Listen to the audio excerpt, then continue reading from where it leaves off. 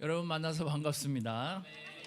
네, 여기 올 때마다 저도 오랜만에 왔는데 저는 대구에서 살아본 적이 없거든요. 근데 대구가 고향 같은 느낌이 가끔 듭니다. 어제 많은 형제들하고 또 시간을 보내고 또 같이 시간을 보내면서 너무 오랜만에 만나서 그런지 할 얘기들이 좀 많아서 그 이야기를 하면서 좋은 교제를 좀 나눴습니다. 제가 오랜만에 대구에 와서 그런지 우리 마음을 정결하게 하라고 어제 형제들이 저를 만나자마자 목욕탕으로 데리고 가서 목욕을 재개하고 영험한 우리 팔공산의 영을 제가 힘을 얻어가지고 제가 내려왔습니다.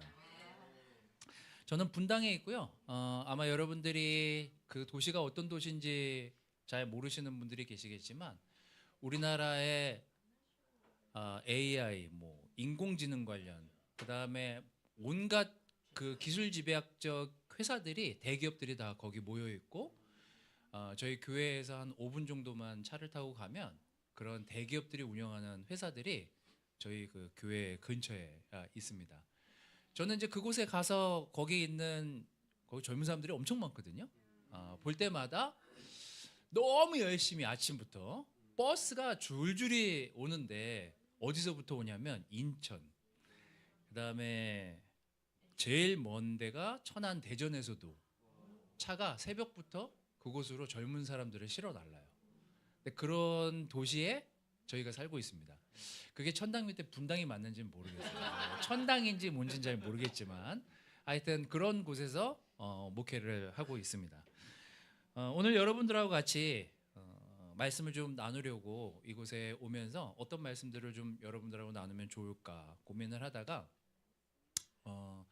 여기 계신 분들에게는 조금 생각해 볼 만한, 여기 오래 계셨던 분들한테는 생각해 볼 만한 부분들을 이야기하려고 하고, 여기 아버님 어머님 같은 경우에는 내가 지금 잘 가고 있나? 내가 지금 잘 살고 있는 건가? 그런 생각을 좀 해보실 수 있는 그런 시간이 오늘 이 시간이 됐으면 좋겠습니다.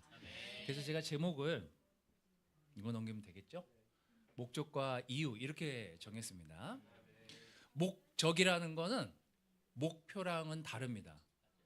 목표는 어떤 정해진 것들을 놓고 그 정해진 것들을 실현하기 위해서 이렇게 내가 그 목표를 이루기 위해서 이렇게 해야지 라는 것이 목표라면, 목적은 내가 지금 잘 가고 있나? 내가 지금 이런 방향으로 가려고 하는데, 내가 지금 이 삶을 살려고 하는데, 이 방향으로 가려고 하는데 내가 지금 제대로 그 방향으로 가고 있나? 이런 것들을 생각해 보는 것이 목적이에요. 가령 제가 이제 오늘 요한일서 2장 6절에서 13절을 읽을 텐데요. 목적과 이유라고 제가 제목을 정한 배경에는 제가 산을 되게 좋아합니다. 팔공산도 좋아하지만 산 속에 있는 걸 좋아해요. 그래서 어떤 사람들이 저한테 항상 질문을 합니다. 제가 캠핑을 되게 좋아하거든요. 텐트를 치고 그 텐트 안에서 밥을 짓고 요리를 해서 자연 가까이에서 밥을 해 먹는 걸 좋아해요. 근데 사람들이 나이가 들었는데 왜 그렇게 불편하게 산속에서 그렇게 잠을 자냐 라고 저한테 묻는다면, 저는 산속에서 밥을 짓고 아침에 눈을 떴을 때 새소리가 들리고 강이 보이고 그리고 자연 가까이 있는 걸 보고 싶은 마음 때문에 거기 있는 거거든요. 그 목적 때문에 산속에 있는 게 불편하지가 않아요. 텐트를 치는 것도 저한테는 힘든 일이 아니에요. 날씨가 좀 추워도 그게 힘들지 않아요. 왜? 내 목적은 산속에서 그 자연을 보고 싶은 그 목적을 이루기 위해서 거기 있기 때문에. 오늘 이런 이야기들을 여러분들하고 하려고 합니다. 제가 작년 12월부터 1월, 2월 여기 오기 직전까지 요한복음을 저희 교회에서 이제 레슨을 좀 설교를 좀 했습니다. 성경을 잘 모르시는 분도 요한, 예수님의 제자 중에 한 명이거든요. 예수님이 12명의 제자가 있었는데 그 제자 중에 제일 늦게까지 살아있던 제자가 바로 이 요한입니다.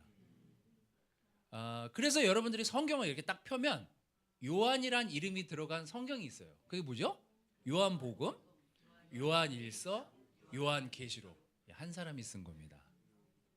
자, 그래서 왜 이 사람이 이 세 권의 책을 쓰면서 사람들한테 뭘 남기려고 했을까? 뭘 얘기하고 싶었을까? 요한복음을 먼저 쓰고 그 다음에 요한일서, 요한계시록 이렇게 차례대로 쓰거든요. 그래서 저는 이제 요한복음을 쭉 다 우리 분당교회에서 레슨을 했으니까 여러분들이 궁금하면 그걸 보시고 그 다음에 이제 우리가 여러분들하고 같이 나누려고 하는 요한일서는 요한복음을 쓰고 나서 얼마 지나지 않은 다음에 요한이 다시 편지를 보냅니다. 근데 그 편지에 대한 이야기들을 여러분들하고 좀 하려고 합니다. 자, 같이 말씀을 좀 읽어보도록 하겠습니다. 저는 항상 말씀드리지만 최대한 쉽게 설명하려고는 합니다. 그러니까 저희 여러분들이 잘 이해하고 잘 받아들이시기만 하면 돼요. 함께 같이 오늘 말씀 본문을 읽어보도록 하겠습니다. 자, 시작. 하나님 안에 있다고 하는 사람은 자기도 그리스도께서 사신 것과 같이 마땅히 그렇게 살아가야 합니다. 사랑하는 여러분, 내가 여러분에게서 보내는 것은 새 계명이 아니라 여러분이 처음부터 가진 옛 계명입니다. 그 옛 계명은 여러분이 들은 그 말씀입니다. 나는 다시 여러분에게 새 계명을 써 보냅니다. 이 새 계명은 하나님께도 참되고 여러분에게도 참됩니다. 어둠이 지나가고 빛이 벌써 비치고 있기 때문입니다. 빛 가운데 있다고 말하면서 자기 형제 자매를 미워하는 사람은 아직도 어둠 속에 있습니다. 자기 형제 자매를 사랑하는 사람은 빛 가운데 머물러 있으니 그 사람 앞에는 올무가 없습니다. 자, 이제 여기까지입니다. 그래서 제가 써 있는 것들을 하나하나 좀 설명을 좀 드리도록 하겠습니다. 여러분들이 읽은 내용입니다. 사랑하는 여러분, 내가 여러분에게 써 보내는 것은 새 계명이 아니랍니다. 이건 뭐예요? 여러분들이 이미 다 알고 있고 다 들었던 얘기들을 내가 다시 여러분들에게 써서 보낸다, 이 얘기예요.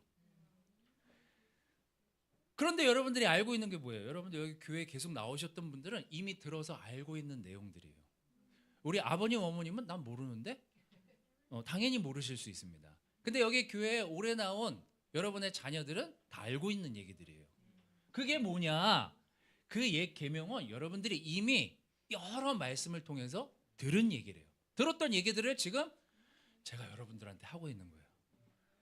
나는 다시 여러분들에게 그 여러분들이 들었던 새 계명을 써서 보냅니다. 이 새 계명은 하나님께도 참되고 여러분에게도 참됩니다. 어둠이 지나가고 참빛이 벌써 비치고 있기 때문입니다. 제가 아까 설명드렸다시피 요한이라는 사람이 책 3권을 썼는데 그 책 3권 중에 요한복음, 요한일서, 요한계시록 이런 순서대로 있습니다. 자, 새 계명, 여러분들이 들었던 그 새 계명은 뭡니까? 서로 사랑해라, 이거예요. 요한복음 13장에 나옵니다. 이제 내가 너희한테 새 계명을 준다. 서로 사랑해라. 내가 너희를 사랑한 것 같이 너희도 서로 사랑하여라. 너희가 서로 사랑하면 모든 사람이 그것으로서 너희가 내 제자인 줄을 알게 될 것이다. 이걸 알아라. 다시 여러분들이 이걸 알았으면 좋겠다라고 한 이유가 뭘까요? 그렇죠. 시간이 지나니까 내가 이거 지금 제대로 살고 있는 게 맞나? 내가 지금 왜 사랑을 하고 있지? 내가 살아온 삶은 제대로 살아온 게 맞나? 이렇게 사는 게 맞아? 이 생각이 왜 들었겠어요? 이 편지를 쓰실 당시에 요한이라는 분이 이 기록을 쓸 당시에 너무 핍박이 심했어요. 사는 게 너무 힘들었어요, 사실. 이때 당시에 크리스천들은 죽느냐 사느냐, 하나님을 믿는 것으로 죽느냐 사느냐, 자기 목숨이 달린 삶을 살던 사람들이에요. 근데 처음에 들었을 때는 그래, 내가 참고 살아야지. 내가 이 사람이랑 결혼했으니까 어떻게든지 사랑하며 살아야지. 이 남편 결혼하고 났는데 결혼 전이랑 너무 달라. 자식을 낳았는데 어느 때는 내 자식 같지가 않아요. 내가 낳은 자식이지만 내 뜻대로 안 돼. 이게 시간이 조금씩 길어지면 처음에는 견딜만 하다가 처음에 여러분 애 낳으면 얼마나 기쁩니까? 근데 좀 지나면 애가 말을 안 들어요. 그리고 부모가 원하는 대로 잘 안 크는 경우들이 있습니다. 결혼을 해도 마찬가지예요. 또 내가 직장을 잡으려고 해도 마찬가지고 내 삶에 일어나는 많은 일들이 어느 때 돌아보고 나면 잘 내가 가려고 하는 방향이랑 잘 맞지 않고 힘들다는 걸 느끼게 돼요. 이때 당시에 살던 사람들이 똑같이 그런 생각을 느낀 거예요. 내가 어떻게 살아야 되는지는 머리로는 알겠는데 너무 힘들어 사는 게. 근데 요한이 그때 이 편지를 보내면서 여러분들이 지금 가고 있는 방향이 제대로 된 방향인지 아닌지 내가 다시금 여러분들한테 이 편지를 써서 알려드리겠습니다. 여러분들이 왜 그 방향으로 가고 있는지, 여러분들이 왜 그 목적을 가지고 살고 있는지, 여러분들이 그렇게 살려고 하는 이유가 무엇인지에 대해서 요한이 알리기 시작합니다. 그게 이제 지금 여기 나와 있는 내용입니다. 자, 빛 가운데 있다고 말하면서 자기 형제자매를 미워하는 사람은 아직도 어둠 속에 있습니다. 자기 형제자매를 사랑하는 사람은 빛 가운데 머물러 있으니 그 사람 앞에는 올무가 없습니다. 여기 이제 우리가 이제 딱 기억할 만한 단어 두 개가 나오는데 빛이라는 단어가 있고 올무라는 단어가 있습니다. 이거 이제 좀 옛날 성경에 나오는 내용들이라 우리가 좀 설명이 필요한데 원래 그 당시에 쓰여졌던 글을 이렇게 해석해 보면 빛, 그건 그냥 빛으로 생각하면 돼요. 이렇게 환한 빛. 그다음에 이제 올무라는 단어가 나오는데 이 올무는 뭐냐면 스칸달론이라는 걸려 넘어지게 하는 것, 이런 뜻입니다. 그러니까 빛 가운데 있었던 사람들이 그 빛으로 살지를 않고 자꾸 어둠과 빛을 왔다 갔다 하는 사람들은 어딘가 이렇게 걸려서 넘어진다는 얘기예요. 제가 지금 말쑥하게 이렇게 차려입고는 왔지만 제가 10몇 년 전에 제가 누구한테 차를 좀 받은 적이 있습니다. 가난해가지고 그때는 차가 좀 없었어요. 근데 그 차를 주신 분이 미국으로 가시면서 내가 그냥 타던 차인데 좀 탈 수 있을 만큼 타시라고 저희한테 차를 줬어요. 근데 이 차의 특징이 뭐냐면 다 수동이에요. 다 문도 창문도 이렇게 열고 막 이런 아주 옛날 차예요. 근데 제가 지하 주차장에 저희 교회 지하 주차장이 있거든요. 근데 지하 주차장에 이렇게 차를 대고 시동을 끄고 불을 이렇게 딱 끄고 딱 나왔는데 주차장이 깜깜하다는 걸 제가 모르고 불을 끈 거예요. 그리고 핸드폰을 찾으니까 핸드폰을 안 가져왔어. 핸드폰 불빛이라도 있으면 이걸 나갔을 텐데 갑자기 너무 깜깜해지니까 입구를 찾아야 되는데 지하 주차장에 갇힌 채로 못 나오고 거기서 한 30분을 헤맸습니다. 그리고 막 더듬어가지고 겨우겨우 벽을 찾아서 스위치를 찾았어요. 그리고 딱 켰습니다. 근데 제 옷은 이미 양복을 입고 거기 지하 주차장에 들어갔는데 이미 제가 겨다녀가지고 손이랑 양복은 이미 다 망가졌고 너무 화가 났어요. 그리고 딱 봤더니 차는 요 코앞에 있어요. 그리고 해집고 다닌 데를 이렇게 봤더니 땅을 막 엄청 먼지가 쌓였을 거 아니에요. 땅을 엄청 손을 짚고 다녀가지고 바닥이 제가 다 닦고 다닌 거예요. 20-30분을 그 차 주변을. 캄캄해지면 그렇게 돼요. 여러분 삶에서 어떤 일들이 들이닥쳤을 때 내가 그것에 너무 어렵다고 느끼거나 힘들다고 느낄 때는요, 거기서 헤어나오기가 그렇게 힘듭니다. 어둠은 그래요. 어둠은 우리를 걸려 넘어지게 할 뿐만 아니라 그걸 빛 가운데 나오게 하는데 상당히 시간이 걸려요. 근데 여러분 부모님들이 여기 나오신 지 얼마나 되셨는지 모르겠지만 여러분들이 여러분의 자녀가 교회에 나온다고 했을 때, 교회를 다닌다고 했을 때 아이고 잘한다, 아이고 너가 교회를 나가다니 대단하다 이러신 부모님이 몇 분이나 계셨겠습니까? 교회를 나가면 돈을 주냐 밥을 주냐, 그게 뭐가 좋다고 거길 나가냐, 이런 부모님들이 아마 대다수였을 거라고 생각이 듭니다. 근데 이 젊은 친구들이 왜 이 교회에 나와서 돈도 안 주고 밥도 물론 요즘은 밥은 주더라고요. 돈도 안 주고 밥도 안 되는 데를 왜 교회를 나왔을까? 얘네들이 이제 부모님들은 이제 그 생각을 하시면서 이 레슨을 들으시면 되겠습니다. 다니셨던 분들은 내가 지금 가고 있는 방향이 지금 제대로 내가 가고 있나? 제대로 내가 지금 살고 있나? 그 생각을 하시면 되겠습니다. 요한일서 2장 12절 13절에 이렇게 얘기합니다. 자녀되니 여러분, 내가 여러분에게 이 글을 쓰는 까닭은 그의 이름으로 여러분의 죄가 용서함을 받았기 때문입니다. 아버지 되니 여러분, 내가 여러분에게 이 글을 쓰는 까닭은 여러분이 태초에 계신 분을 알고 있기 때문입니다. 젊은이 여러분, 내가 여러분에게 이 글을 쓰는 까닭은 여러분이 이미 악한 자를 이겼기 때문입니다. 여기 순서대로 나오거든요. 뭐라고 나와요? 자녀되니 여러분, 아비된 여러분, 젊은이 여러분, 이렇게 나옵니다.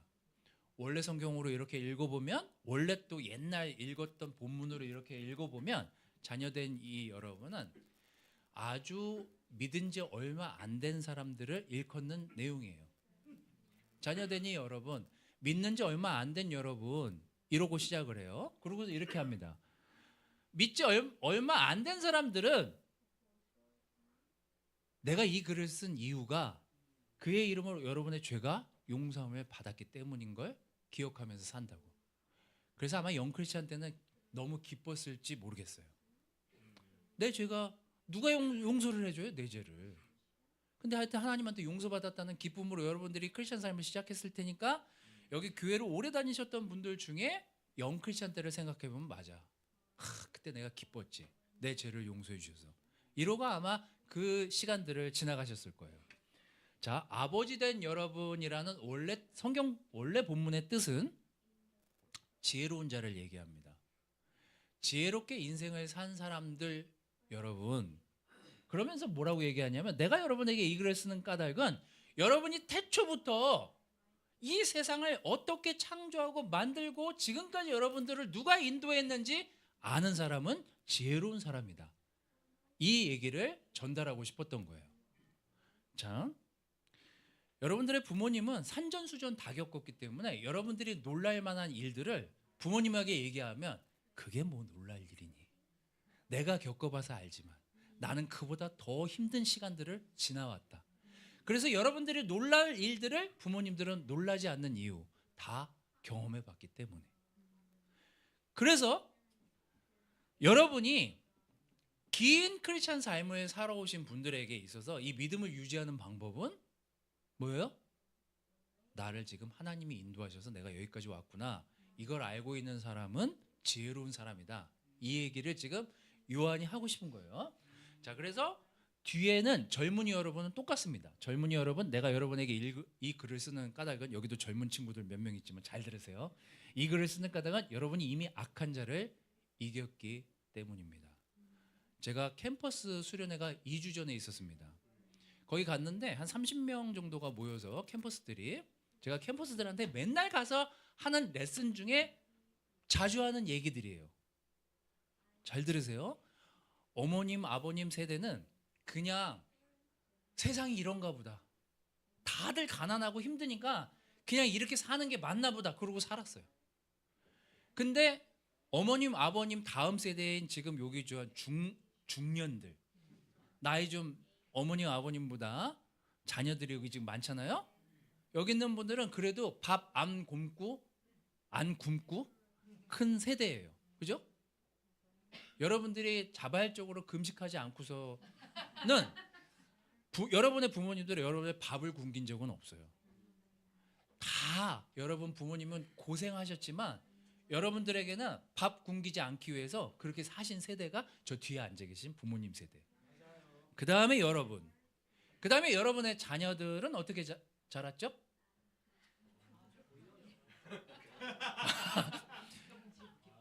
할머니 할아버지도 돈을 줘, 용돈을 줘.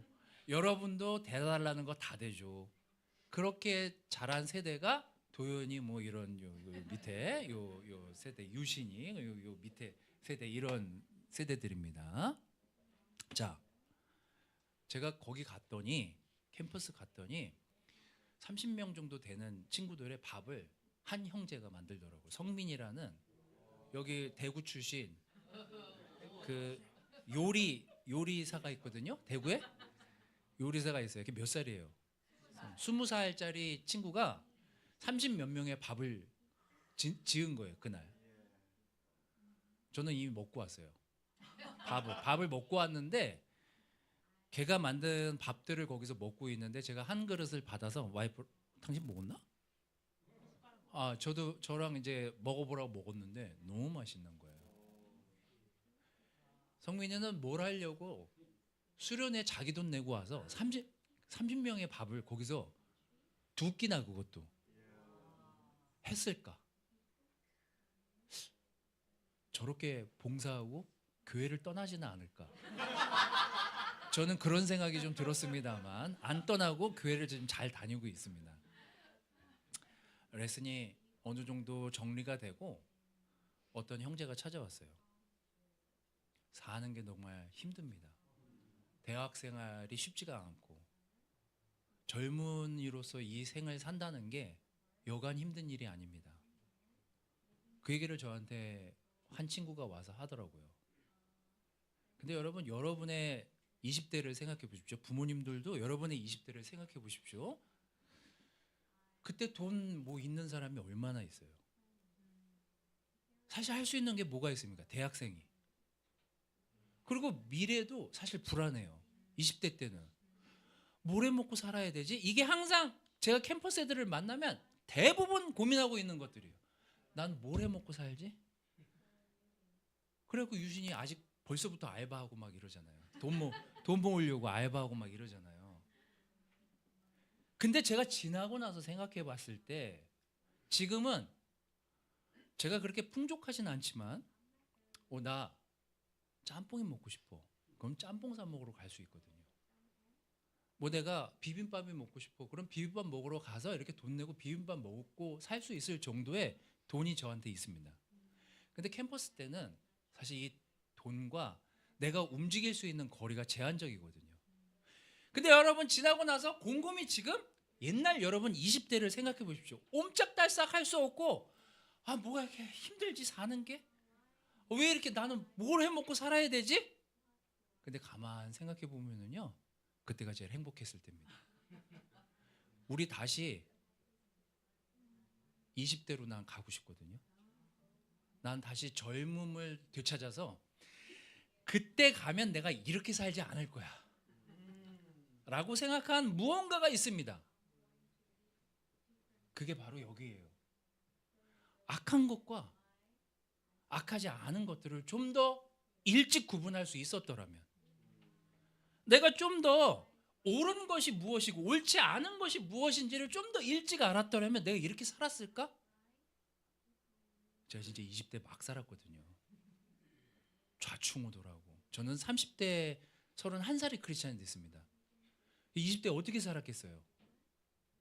제가 여기 캠퍼스 애들이나 청년들이 우리 교회에서 이렇게 레슨 두고 막 끄덕끄덕하면서 막 적고 있는 거 보면은요, 전 굉장히 대단하다고 생각합니다.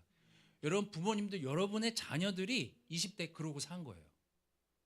여러분의 아들과 딸이 20대에 내가 가고자 하는 방향, 내가 목적, 내가 왜 이 크리스천 삶을 살려고 하지?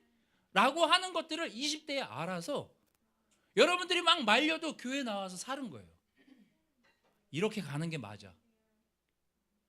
이렇게 사는 게 더 지혜롭고 건강한 방법이야 라고 선택해서 예수님을 믿고 여기까지 살아왔기 때문에 지금 이런 자녀들이 이 교회에서 옳은 것이 무엇인지를 계속 생각하면서 살게 된 거예요. 부모님 여러분들은 저 자식이 도대체 교회를 공부는 하라는 공부는 안 하고 교회 가가지고 뭐 하는 거야, 그렇게 여러분들이 힘들어 하셨는지 모르겠지만 여러분의 자녀들은 지혜로운 삶을 선택한 거예요. 그래서 지금 청년들도 똑같이 그 고민을 하면서 지금 캠퍼스 시간들을 지나가고 있습니다. 무엇이 내가 살아가는 데 있어서 좋고 나쁘고 옳고 아닌지를 깨닫는 그 삶을 살려고 지금 그 20대의 시간들을 진지하게 살아가고 있습니다. 그래서 제가 좀 무례하지만 가장 기억나는 저희 분당교회에 기억나는 한 분이, 제가 35에 아주 새파랗게 젊은 놈이 젊은 아내랑 분당이라는 곳에 가서 교회를 시작했어요. 저희가 한 50명 정도가 시작했습니다. 성경 공부를 막 갑자기 이제 나갔으니까 나가자 싸우자 막 열심히 성경을 공부하고 사람들 막 초대하고 막 이랬을 거 아니에요.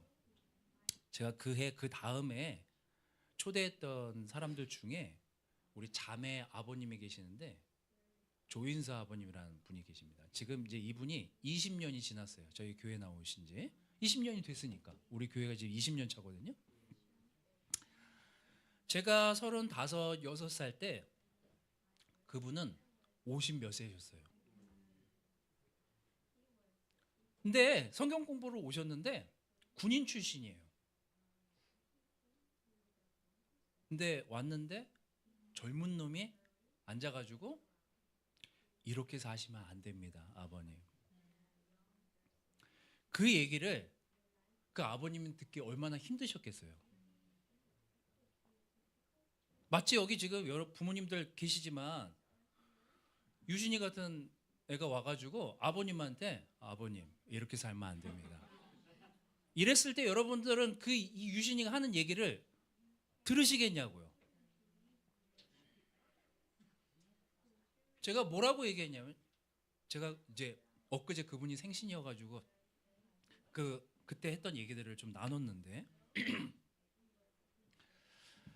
어떻게 그때 제 이야기를 그렇게 들으셨는지, 그때 내가 정말 무례하진 않았는지, 미안한 부분이 있었다. 그러면서 이제 이런저런 얘기를 했어요. 근데 거기 성경을 펴놓고 공부했을 때 아버님이 말수가 되게 적으신 분이거든요. 한참을 듣더니 그날은 아무 말씀 안 하고 가셨어요. 아버님 회개하셔야 됩니다. 아버님 그렇게 해가지고는 영원한 것을 얻을 수 없습니다. 그러면서 제가 마치 뭐 인생 다 산 사람처럼 아버님한테 그런 얘기를 했으니 그 아버님은 들으시면서 젊은 놈이 도대체 나한테 뭐라는 거야? 이런 생각을 가지시지 않으셨겠어요? 며칠 있다가 아버님이 오셔서 저한테 한 첫 마디가 그거예요. 그럼 어떻게 살면 되겠습니까? 이거였어요. 우리가 다 그렇게 세례받았잖아요. 내가 목적을 잃어버렸을 때 내가 어떻게 살아야 되지? 그 이유에 대해서 내 스스로 자꾸 궁금해했을 때 누군가 여러분에게 성경 공부를 하고 성경을 들이밀면서 이 방향으로 가는 게 맞아, 이렇게 살면 좋을 것 같아, 그걸 선택해서 지금 여기 와 있는 거 아니에요? 여러분들이 지혜로웠던 것 중에 하나는, 여러분 여기 10대도 있고 20대도 있고 30대도 있고 40대도 있고 50대도 있고 지금 60대 70대 다 여기 골고루 앉아 계시잖아요. 항상 여러분들 스스로에게 세 가지를 질문해 보십시오. 그럼 답이 딱 나와요. 제가 맨날 얘기하면 어떤 사람들은 성경 공부하면 저 원래 그래요, 이런 사람들이 있습니다. 아, 너 왜 그렇게 살아? 원래 그래요, 이런 사람들이 있어요. 제가 그랬던 사람이에요. 저는 지금도 제 스스로한테 이렇게 묻습니다. 너 어떻게 목사가 됐니? 너 같은 놈이? 라고 저한테 스스로, 저는 목사가 될 사람이 아니거든요. 우리 와이프한테 물어보시면 아시겠지만 천방지축입니다. 제가 어떻게 목사가 됐지? 저는 목사 될 자격이 별로 없는 사람이에요. 강동준 목사님은 목사 될 자격이 좀 있어 보여요. 저는 그런 사람이 아닙니다. 근데 목사로 이렇게 발목이 잡혀가지고 이렇게 지금 살고 있어요. 이게 저한테 많은 도움이 됐습니다.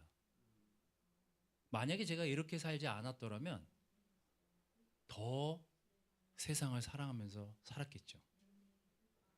제가 막 회사를 운영하다가 크리스찬이 됐거든요.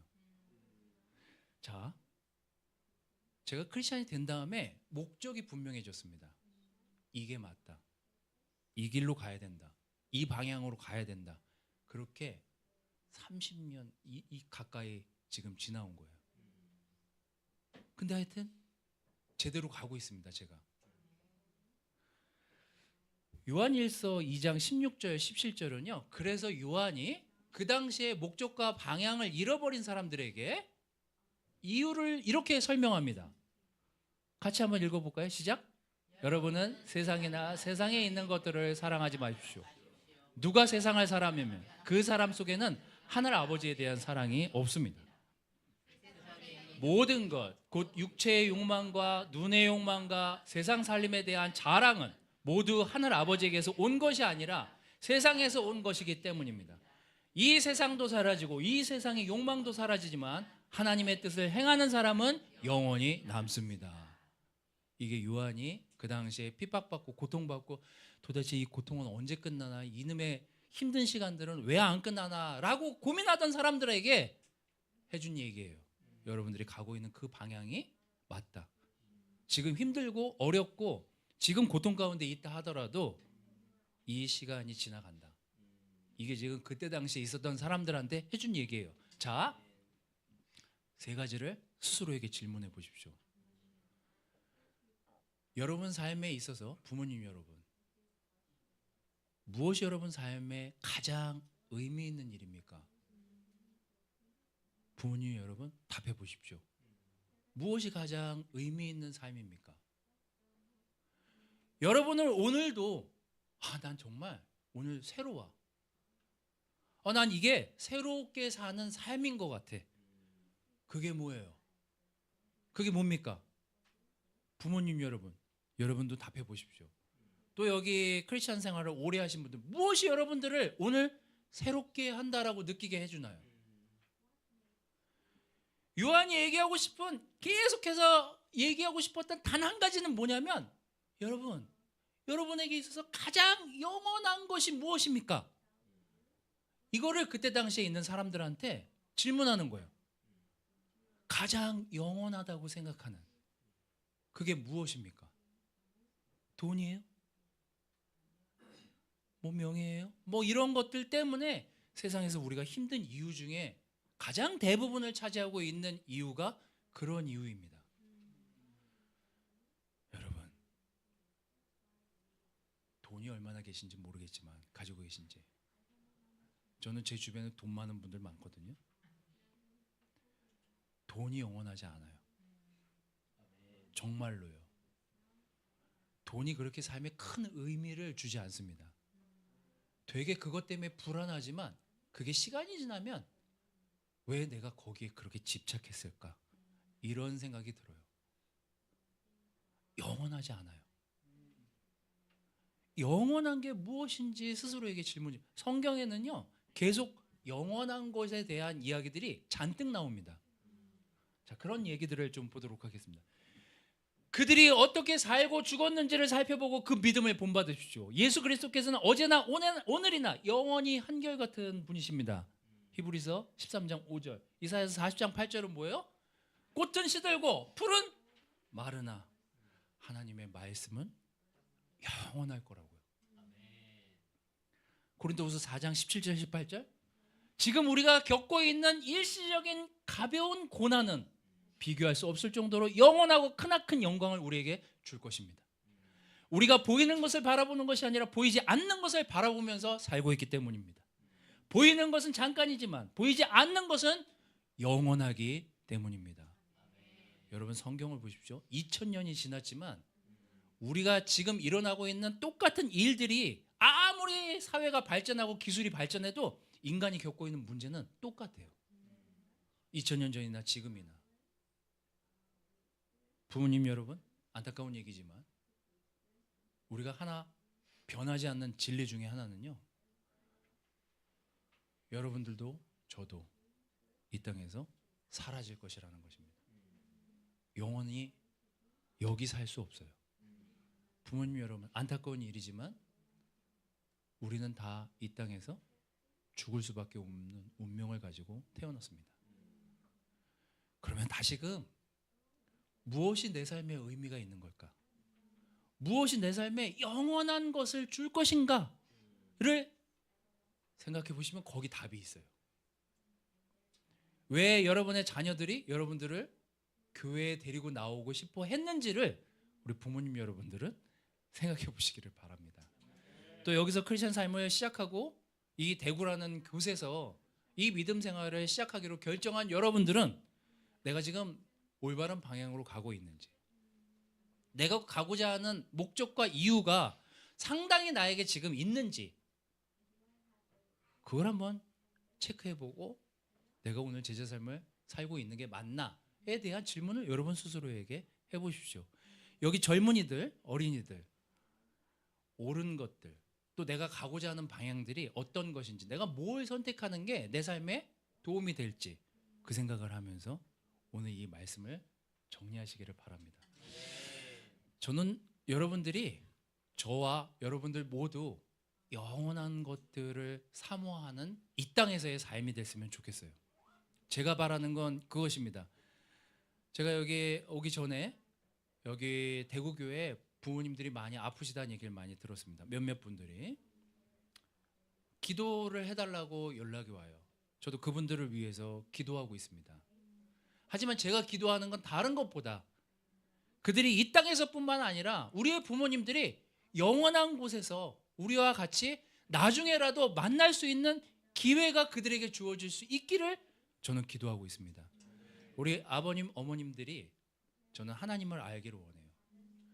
이미 하나님을 알고 있었던 여러분들은 내가 가고자 하는 이 목적에 내가 지금 잠시 고통과 힘든 시간을 겪는다 하더라도 내가 가고자 하는 이 방향이 맞아 라는 지금 그 확신으로 여러분들이 살고 있는지를 여러분 스스로에게 되물어 보시기 바랍니다.